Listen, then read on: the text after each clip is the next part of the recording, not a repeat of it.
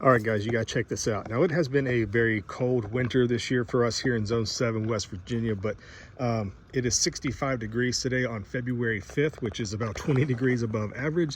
But all of my lilies are starting to pop up right here. Now, might be a record even. We always get this, you know, depending where you live. We'll get some flower bulbs start to spike up a little bit early on the season.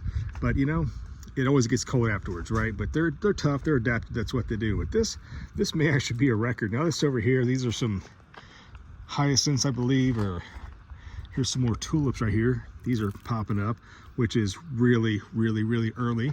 I mean, even this over here, guys, look, this is some ground cover stuff. I forget what it's called. It has this nice little orangish red flower on it. It kind of fills in this whole little section you're looking at right here, but it's already popping up. I mean, guys, this is crazy.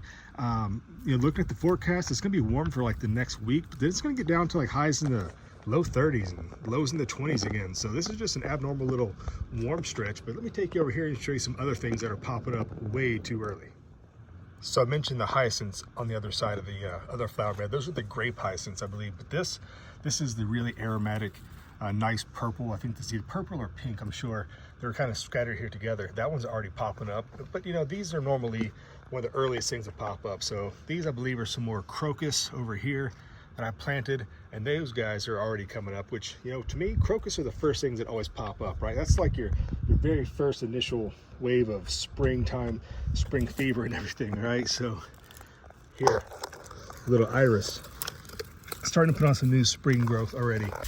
Yarrow would never really typically goes completely dead, but it's already growing and perking up, which is insane, guys. I'm just gonna walk. Hopefully I don't make anybody nauseous by walking, but it's just easier that way. And look over here, guys. I mean, the lavender, it's not really growing, but it's definitely perked back up. It was looking really sad after we had a couple days in the single digits. It was really cold. So this plant is the hellebore, okay? It is known for blooming in late winter, early spring. It should be one of your first things right for crocus that bloom. But check this out, guys. We already have flowers. Yes, it is February 5th. It is 63 degrees.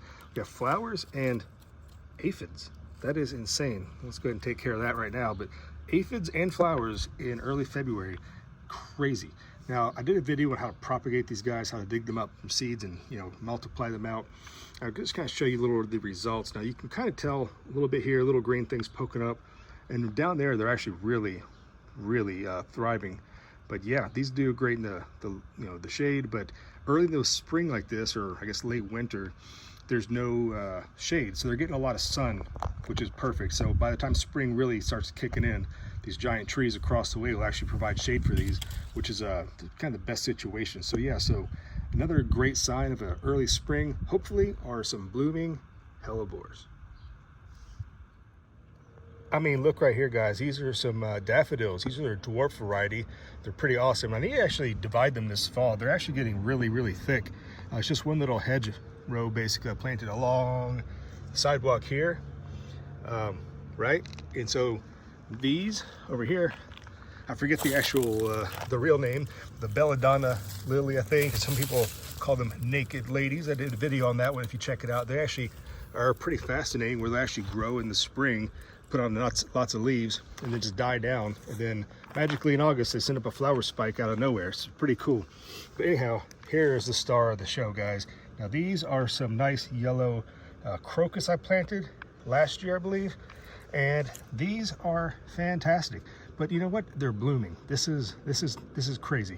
But this is actually a south-facing slope right here. It gets full sun, so any warmth we do get, it's going to kind of amplify and kind of magnify the effects of it. So this is going to be the first sign of spring warming up. But hopefully the next cold round that comes through, because this is only February 5th, guys, we are in for at least 2 more months, if not maybe a month and a half of actually cold weather.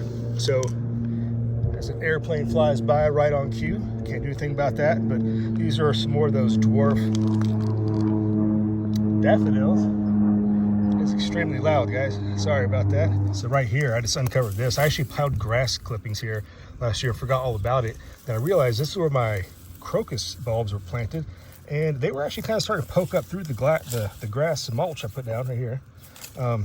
Anyhow, these guys are poking through, which, you know, hopefully they do bloom. Hopefully we get some nice blooms before the next round of cold weather sets in. It's supposed to get down in the 20s. pretty consistently for the next couple of weeks here, but that's actually what's normal. So yeah, I'm out here, I'm actually sweating. It is February 5th. Everything, as you can tell, I'm crunching around on these old dead stems. Everything is still pretty much dormant, but yeah, we're getting some early signs of life here in the garden. I'm gonna show you this one last thing right here. Now this is actually called a Cape fuchsia. Okay, it's not actually a true fuchsia, it's just what it's called because the flowers do resemble it. It's from South Africa. It's a pretty awesome plant.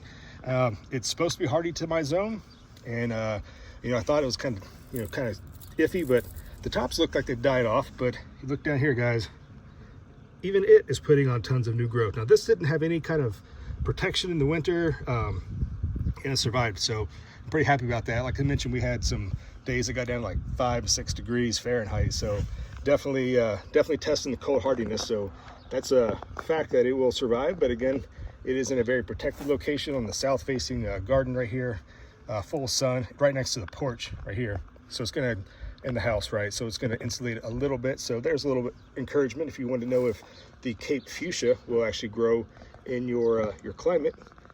Yeah, so there's just a quick little update of a very early spring. Hopefully you are staying warm where you're at. Hopefully spring is just right around the corner for you as well.